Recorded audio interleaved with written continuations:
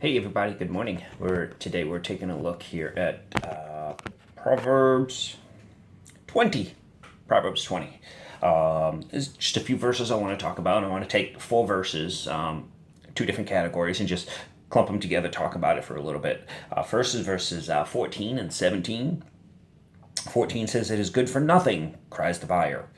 But when he has gone away, then he boasts." 17, "Bread gained by deceit is sweet to a man, but afterward his mouth will be filled with gravel." I'm putting these two together because when the buyer cries it is good for nothing, and then walks away and says, "Look at the deal I got. Look at how I manipulated this seller."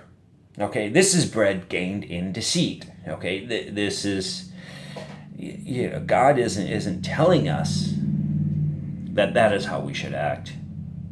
That is how evil acts, and the Lord says that afterward your mouth will be filled with gravel.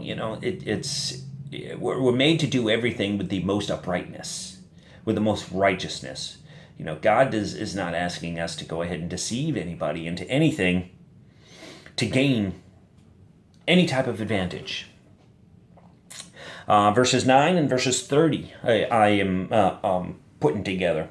Verse 9 says, "Who can say, I have made my heart clean. I am pure from sin." None of us can do that. We cannot make ourselves pure from sin. The only one that can do that is Jesus Christ. He did that on the cross for you and I. Jesus did that. And when we accept that payment, then our hearts are made clean from sin. When we accept what he has done. But sometimes, verse 30, "Blows that hurt cleanse away evil, as do stripes the inner depths of the heart." You see, sometimes when we do things that are not pure, the only way to clean them out of the heart is by admitting them